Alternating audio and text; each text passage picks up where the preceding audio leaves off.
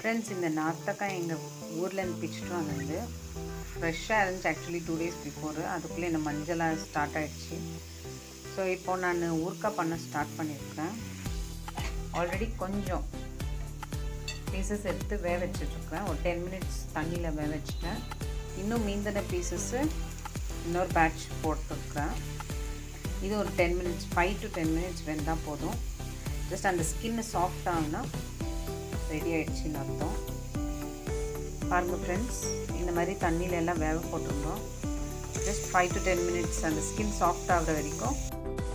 Friends, இங்கே பாருங்கள், நல்லா வெந்திருக்கு. 2 பேட்ச் பை பேட்சாக போட்டு வேக வச்சுருக்கேன். இப்போ சின்ன சின்னதாக கட் பண்ணிவிட்டு காமிக்கிறேன் உங்களுக்கு. இது பாருங்கள், இது இப்படி கூட கட் பண்ணலாம். இதோட இந்த ஒயிட் கலர் போர்ஷன் எடுத்துட்டுக்கிறேன் பாருங்கள்.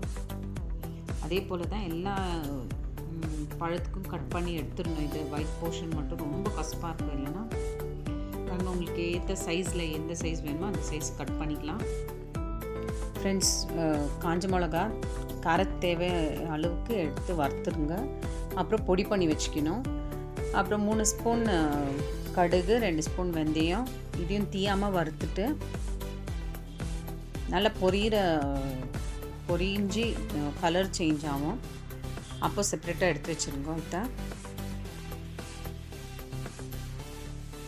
இப்போ கட்டி பெருங்காயம் ஒரு ஃபுல் கொஞ்சம் ஒரு 50 கிராம் அளவுக்கு எடுத்துருக்குறேன். அதையும் நல்லா தீயாமல் வறுத்துட்டு, எதையுமே எண்ணெய் போடாமல் தான் வறுத்துருக்குறேன். ஸோ இதையும் எண்ணெய் போடாத வறுத்துடுங்க. இதை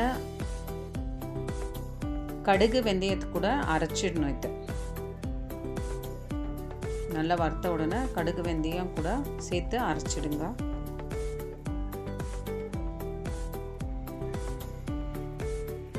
பாருங்கள், இது கலர் சேஞ்ச் ஆகுது.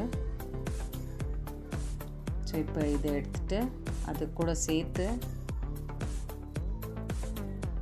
கடுகு வெந்தயம் பவுடர் கூட சேர்த்து இதையும் பவுடர் பண்ணிவிடுங்க. இப்போ ஒரு கடாயில் நல்லெண்ணெய் 300 கிராம் ஊற்றிருக்கிறேன். உங்களுக்கு தேவைப்பட்டால் இன்னும் நிறைய கூட ஊற்றிக்கோங்க. ஒரு 500 கிராம்ஸ் கூட யூஸ் பண்ணலாம். இதை பாருங்கள், இப்போது இந்த நார்த்தங்காய் அறுத்து ஒரு 2 நாள் ஊற போட்டிருக்கிறேன். இப்போ இந்த எண்ணெய் காஞ்ச உடனே ஒரு 3-4 டேபிள் ஸ்பூன் கடுகு போட்டு பொரியிட்டோம். பொரிஞ்ச உடனே கடுகு வெந்தயம் பெருங்காயம் பொடி சேர்த்துக்கோங்க.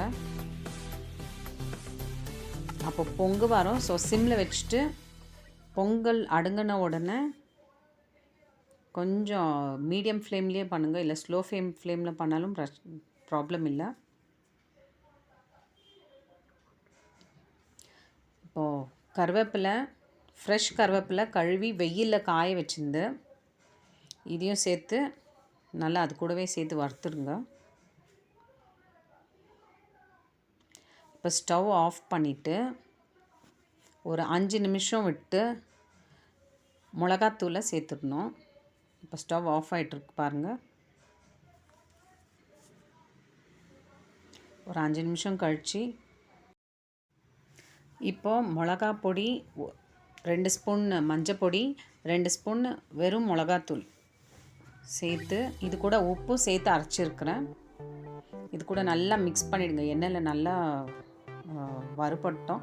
இது ஸ்டவ் ஆஃப் பண்ணிவிட்டு தான் இந்த ப்ராசஸ் செய்யணும் நீங்கள். இல்லைன்னா அந்த மிளகா ஃபுல்லு கரிஞ்சி தீஞ்ச ஸ்மெல் ஃபீல் ஆகும் அந்த ஊறுகாயில்.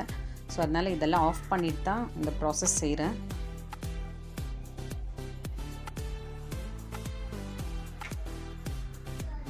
பாருங்கள், நல்ல கலர் சேஞ்ச் ஆகிருக்கு. இப்போ இந்த நார்த்தங்காய் பாருங்கள் வெட்டி வச்சு ஒரு 2 நாள் கழிச்சு எடுத்து நார்த்தங்காய் கொஞ்சம் கொஞ்சமாக சேர்த்து நல்லா கலரி விடுங்க. பாருங்கள், இது கொஞ்சம் சேர்த்து ஃபஸ்ட்டு கலரிடுறேன்.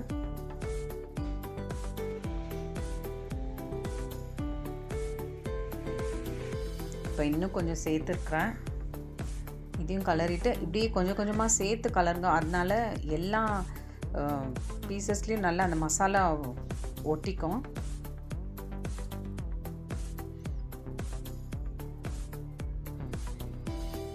இதை இன்னும் ஒரு வாரம் விட்டு பார்த்திங்கன்னா நல்லா சேர்ந்து நல்லா ஊறி ரொம்ப டேஸ்டியான ஒரு பிக்கல் கிடைக்கும்.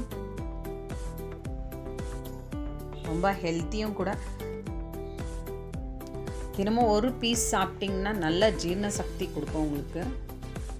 பாருங்கள், இது ஃப்ரெஷ்ஷாக இப்போவே தாளித்து இது காமிச்சிருக்குறேன் உங்களுக்கு. இந்த பாக்ஸில் இருக்கிறது ஒரு 10 days நல்லா ஊறி இருக்கிற நார்த்தங்காய் பிக்கல். இது இன்னும் நல்லா ஊற நல்ல மசாலா சேர்ந்து. ஃப்ரெண்ட்ஸ், இந்த பிக்கலை ட்ரை பண்ணுங்கள். நல்லா ஹெல்த்தியும் ஜீரண சக்தியும் இருக்கிற ஊறுகாய். Like, share and subscribe my videos. Thank you friends.